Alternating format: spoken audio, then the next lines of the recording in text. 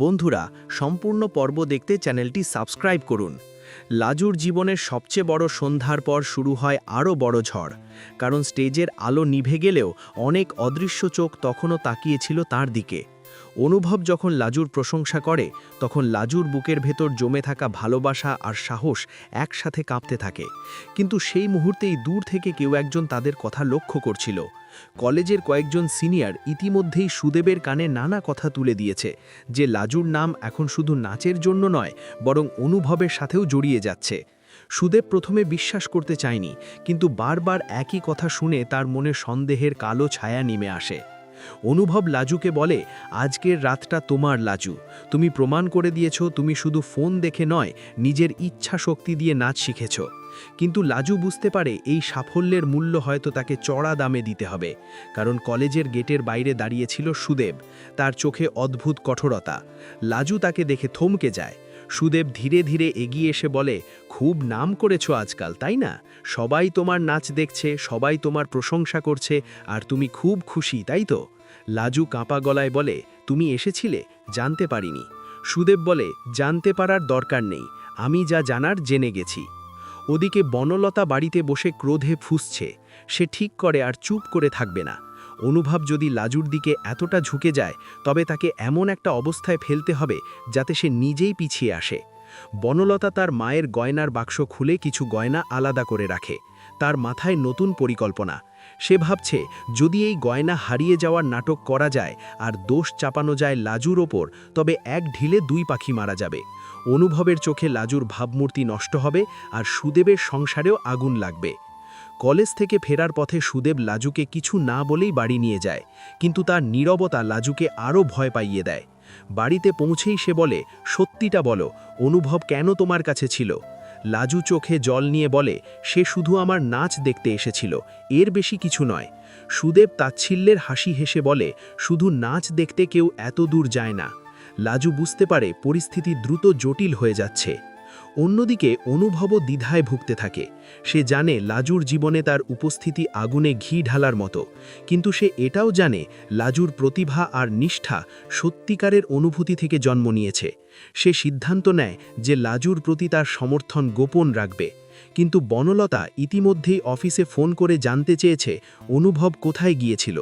Office থেকে জেনে গেছে সে ক্লায়েন্ট ভিজিটের নামে বেরিয়েছিল। তখন বনলতার সন্দেহ নিশ্চিত হয়। পরদিন সকালে বনলতা তার পরিকল্পনা অনুযায়ী বাড়িতে কান্নাকাটি শুরু করে বলে তার গয়নার সেট নেই। সুনিতা অবাক হয়ে যায়।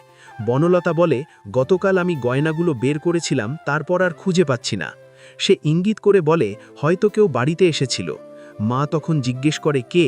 বনলতা চুপ থেকে এমনভাবে তাকায় যেন সন্দেহের তীর সোজা লাজুর দিকে যায়। সে বলে, গতকাল তো লাজু এসেছিল, তাই না? মা অবাক হয়ে বলে, লাজু কেন গয়না নেবে? বনলতা বলে, আমি তো কাউকে দোষ দিচ্ছি না, তবে গয়নাগুলো উধাও। খবর দ্রুত পৌঁছে যায় অনুভবের কানে। সে হতভাগ হয়ে যায়, কারণ সে জানে লাজু এমন কিছু করতে পারে না। কিন্তু বনলতা কৌশলে বলে, আমি তো কিছু বলিনি, তুমি এত উত্তেজিত হচ্ছ কেন? অনুভব বুঝতে পারে তাকে ফাঁদে খেলা হচ্ছে। সে সরাসরি লাজুর সাথে কথা বলতে যায়। লাজু তখন সুদেবের কঠিন প্রশ্নের মুখে জর্জরিত। সুদেব ইতিমধ্যেই শুনেছে গয়নার ব্যাপার। সে ক্ষুব্ধ হয়ে বলে, এখন বুঝছি কেন তুমি এত বড় বড় স্বপ্ন দেখছ। লাজু কাঁদতে কাঁদতে বলে, আমি কিছু করিনি, আমি শপথ করে বলছি। অনুভব এসে উপস্থিত হলে পরিস্থিতি আরও জটিল হয়। সুদেব বলে, তোমার দরকার নেই এখানে আসার। অনুভব শান্ত গলায় বলে, সত্যিটা না জেনে কাউকে দোষ দিও না, আমি জানি লাজু চোর নয়। এই কথায় সুদেবের রাগ চরমে ওঠে। সে বলে, তুমি এত নিশ্চিত কেন? কারণ তুমি তাকে খুব ভালো চেনো, তাই না? ঘরের বাতাস ভারী হয়ে ওঠে। ওদিকে কলেজের কয়েকজন ছাত্র গোপনে ভিডিও করেছে, যেখানে দেখা যায় বনলতা আগের দিন গয়নার বাক্স নিয়ে ব্যস্ত ছিল। সেই ভিডিও সোশ্যাল মিডিয়ায় ছড়িয়ে পড়ার উপক্রম হয়। এক ছাত্র সত্যিটা জানাতে চায়, কারণ সে লাজুর নাচে মুগ্ধ হয়েছিল আর অন্যায় সহ্য করতে পারছে না। সে ভিডিওটি সুদেবের কাছে পাঠিয়ে দেয়। সুদেব ভিডিও দেখে স্তব্ধ হয়ে যায়। সেখানে স্পষ্ট দেখা যায় বনলতা নিজেই গয়না আলাদা করে অন্য ব্যাগে রাখছে। সত্য সামনে আসতেই সুদেবের চোখে লজ্জা আর অনুশোচনা ভরে যায়। সে লাজুর কাছে ক্ষমা চাইতে যায়, কিন্তু লাজুর মন ততক্ষণে ভেঙে চুরমার হয়ে গেছে। সে বলে, বিশ্বাসটাই যদি না থাকে তবে সম্পর্ক টিকবে কিভাবে? অনুভব দূর থেকে সবকিছু দেখে বুঝতে পারে তার উপস্থিতি হয়তো এই সম্পর্কের দুর্বলতা বাড়িয়েছে। বনলতার পরিকল্পনা ভেস্তে যায়, সে রাগে ফেটে পড়ে। কিন্তু এবার বনলতা নিজেই তাকে কঠোরভাবে থামায়, বলে, এত নিচে নামতে পারলি তুই? নিজের মান সম্মান নিয়ে খেলছিস? বনলতা প্রথমবারের মতো চুপ হয়ে যায়, কারণ সে বুঝতে পারে তার ঈর্ষাই তাকে এই পথে ঠেলে দিয়েছে।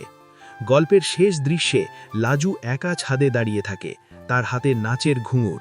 সে ভাবে, নাচ কি তার শক্তি না তার দুর্ভাগ্যের কারণ? অনুভব দূরে দাঁড়িয়ে সিদ্ধান্ত নেয় যে সে লাজুর জীবন থেকে সরে যাবে নাকি তার পাশে থেকে সবকিছু মোকাবিলা করবে। আর সুদেব নিজের ভুল বুঝে সম্পর্ক বাঁচানোর শেষ চেষ্টা করবে কিনা সেই দ্বিধা নিয়ে আকাশের দিকে তাকিয়ে থাকে। পরবর্তী পর্বে দেখা যাবে লাজু কি নিজের স্বপ্ন আর সম্পর্কের মাঝে নতুন পথ খুঁজে পায়, নাকি বনলতার ঈর্ষা আবারও নতুন চক্রান্তের জন্ম দেয়।